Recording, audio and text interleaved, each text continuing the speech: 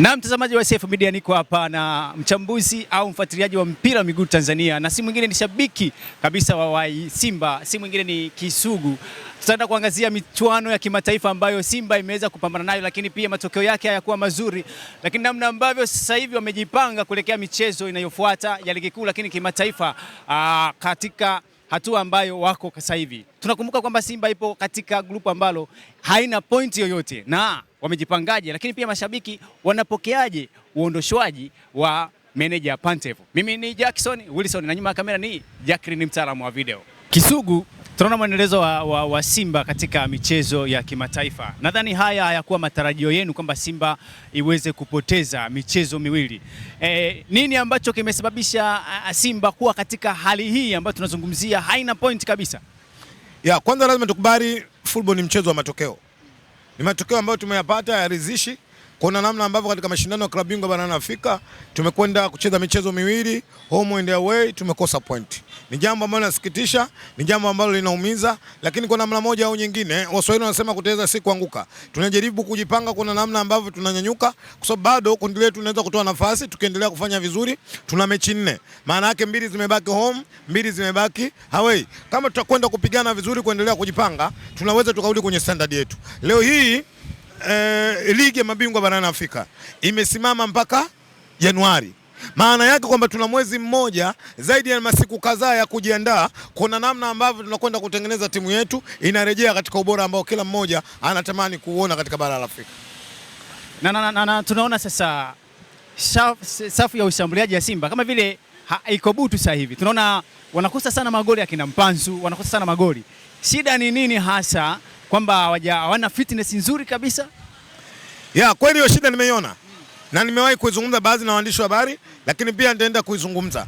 Wao kama wachezaji wa Simba wanatakiwa wakae watafakari. Waone namna ambavyo wanakwenda kuzitumia hizo nafasi ili kuona namna ambavyo Simba inasonga mbele katika mashindano ya klabu bingwa barani Afrika. Tunachokiamini wana Simba kwamba ubora wetu unapatikana katika klabu bingwa barani Afrika. Na wana Simba tunaamini moja katika mashindano magumu katika virabu basi ni klabu bingwa barani Afrika. Unapopata nafasi katika mashindano ya klabu bingwa barani Afrika, maana yake lazima utumie hizo nafasi ili kuona namna ambavyo unatengeneza mazingira mazuri kuelekea mbele zaidi kwenye mashindano. Lazima nikiri mafuadi wetu wamekuwa ni watu ambao wamekosa magoli. Leo ukizungumzia Simba ndio timu pekee inayoongoza kutengeneza nafasi nyingi katika mashindano klabu bingwa barani Afrika kuliko timu nyingine yoyote. Lakini Simba hiyo inayotengeneza nafasi nyingi kuliko timu nyingine yoyote ndio timu ambayo inaongoza kukosa magoli kuliko katika timu yoyote. Kwa hiyo lazima wachezaji wa Simba waitane shura, kwa maana ya kikao, wakae wazungumze, waiondoe hali. Kwa sababu sisi kama mashabiki wa Simba tunatekeleza majukumu yetu vizuri.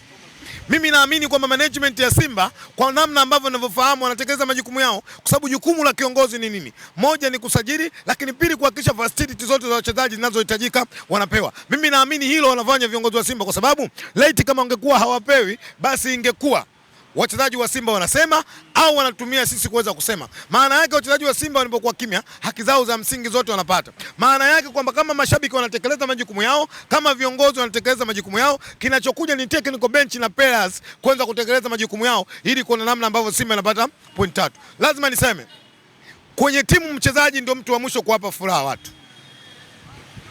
Kwenye timu technical bench ndio kitengo cha mwisho kuwapa watu furaha.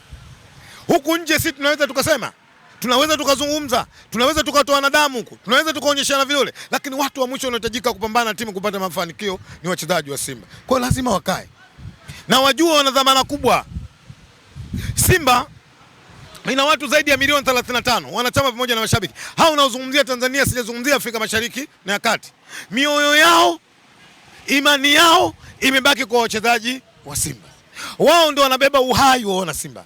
Wao ndio wanabeba maisha ya wana Simba. Wao ndio wanatengeneza pressure kwa wana Simba. Wao ndio wanaua wana Simba. Wao ndio wana uwezo wa kuona namna ambavyo wana Simba wanatembea kifua mbele. Leo hii katika mashindano ya klabu bingwa barani Afrika, haya mawili yaliyopita, nina ushahidi kuna watu walikufa kwa pressure kwa sababu Simba haikupata matokeo. Nani onyeshwe kidole? Wao ni wachezaji wa Simba. Wanapoingia pale uwanjani, kabla wao hawajajifikiria, lazima wafikirie watu ambao waliokuwa nje.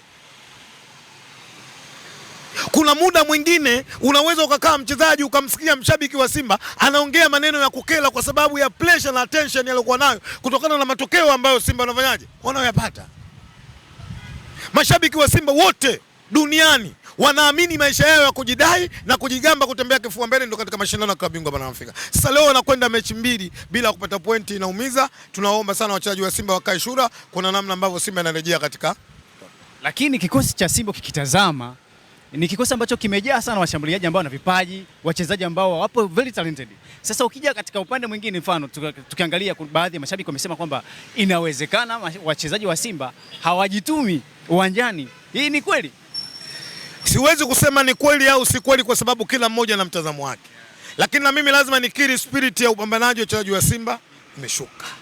Hilo lazima niseme. Na si kwa sababu nasema kwenye vyombo tu vya habari.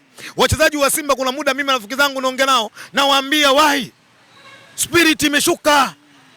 Sio Simba ile ya Mkana Red Devils ya Zambia. Simba inapoteza imebakia sekunde, tunaamini sekunde 3 zilizobaki wana Simba tutakwenda kupata matokeo. Haina maana tuko na wachezaji na quality kubwa, tuko na wachezaji wa quality ambayo ya kawaida, lakini walikuwa wanajitoa kwenye jasho na damu kuipambania Simba. Leo hii Simba iliyopita ya miaka mitatu ya players hawa. Sisi tulikuwa na Masweka kina Jobe. Tulikuwa kina Masweka kina Fred funga. Ukiwatizama tu nje unawaona kwamba hawa wachezaji wao quality ya kawaida, lakini wakiingia ndani ile spirit ya kupambana walikuwa wanaisababisha Simba kwenda kufanya vizuri katika mashindano ya klabu bingwa barani Afrika. Sasa tuangalie katika upande mwingine. Tumeona jana imetoka statement moja kwa moja kuachana na manager Matato. Katika usajili wake kumleta katika klabu ya Simba, tumeona namna ambavyo mlipokea mkadhani kwamba huyu atakuwa suluhisho kabisa la kuleta maendeleo katika klabu ya Simba. Lakini jana imetoka statement moja kwa moja kwamba huyu jamaa bana, mkataba wetu umeishia pale pale. Je, ni tiba kumtoa huyu mtu? Kwanza niseme utakachokipanda ndicho ambacho utakachokivuna. Ukimwona mtu asubuhi ukimwambia shikamoo atasema marhaba. Ukimwona mtu asubuhi ukisema morning atakujibu morning. Matokeo yaliyotokea jana ya kumtangaza meneja Pantev kuondoka katika Simba kuachana na klabu ya Simba ni moja ambayo mashabiki wa Simba tulitengeneza. Lakini ana kiwango kizuri. Mimi sina mashaka naye. Lakini kuna baadhi ya mashabiki hawana mashaka naye na walipeleka ujumbe kwa management ya Simba kwamba huyu kocha hatufai. Wao. Lakini cha ajabu wao waliopeleka ujumbe kwamba huyu kocha hatufai ndio leo wanakaa kwenye mitandao kuambia viongozi wa Simba kwa nini mmemuondoa manager Pantev. Lakini wakati wanamleta, Sikiliza vizuri. Simba tunacheza na Petro ya Atletico ya Angola. Simba tunapoteza pale goli moja kabisa kwa bila katika uwanja Benjamin Mkapa. Pantev anatoka, mashabiki wa Simba tukamtupia makopo na maneno ya jeuri kumwambia tuachie timu yetu. Ni salamu tu kwa napeleka kwa management ya Simba kuambia kocha mtuletea sie.